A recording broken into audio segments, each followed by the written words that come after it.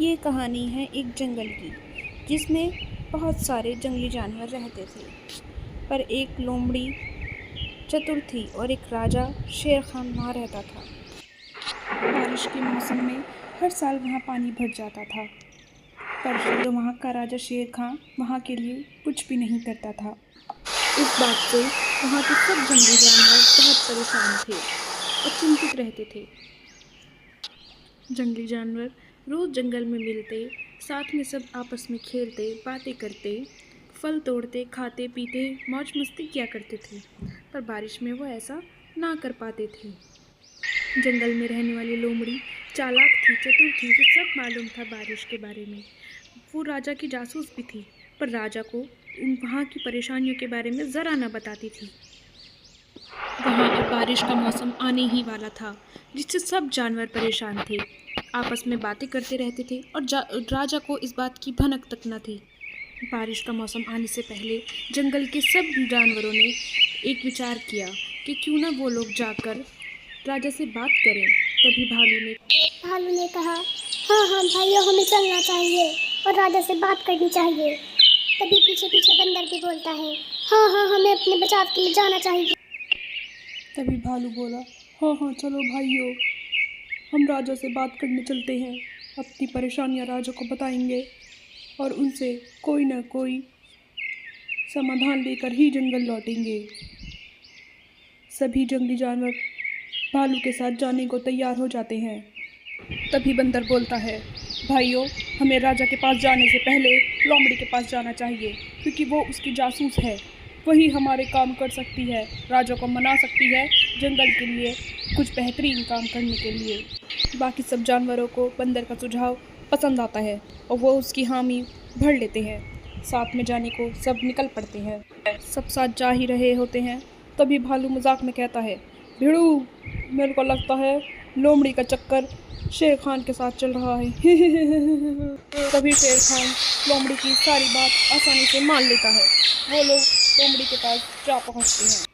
वो लोग बात कर ही रहे थे, तभी शेर खान भी वहाँ आ जाता है और पूछता है, बोलो क्या हुआ, क्या बात करनी है तुम लोगों को।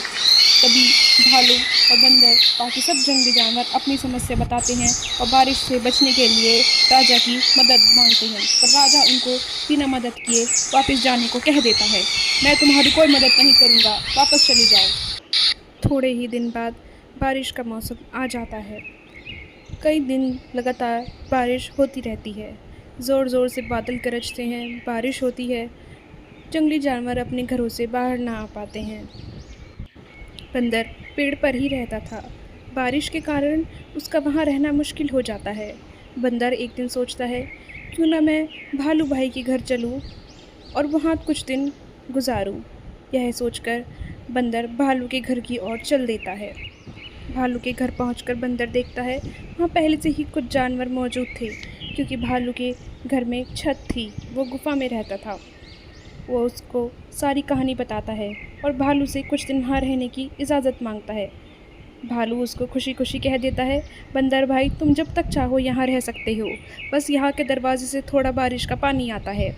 मैं जंगल जाकर कुछ लकड़ियाँ लेकर आता हूँ और यहाँ गेट लगाकर सबके रहने का इंतज़ाम करता हूँ। तभी सब जानवर भालू का इंतज़ार कर रहे होते हैं। तभी थोड़ी देर बाद वहाँ से आवाज़ आती है, भालू आ गया था। वो कुछ लकड़ियाँ लेकर आता है और कुछ खाने पीने का सामान भी लेकर आता है, जिससे वहाँ रहने का कुछ दिन का गुजारा हो सके। बारिश बहुत बढ़ चुकी थी, जंगल में सब जानवरों को रहना मुश्किल हो चुका था। उन्हीं में से लोमड़ी भी थी, जो जंगल में अपना गुजारा नहीं कर पा रही थी। बारिश का पानी भर चुका था, उसे कुछ खाने को ना मिल पा रहा था। तभी राजा भी वहाँ आ जाता है और लोमड़ी से बोलता है, लोमड़ी, जंगल में रहना अब मुश्किल हो चुका है, हमें कोई जगह ढूंढनी होगी और अपना सर छुपाने को जगह चाहिए। तभी लोमड़ी सोचती है, क्यों ना हम भालू के घर में चले, जहाँ बाकी जानवर हैं, हम वहीं रह सकते हैं, हम सब साथ रहेंगे तो ठीक रहेंगे। यही सोचकर वो दोनों भालू की गुफा की ओर निकल जाते हैं। धीरे ही धीरे वो दोनों भालू की गुफा में पहुंच जाते हैं।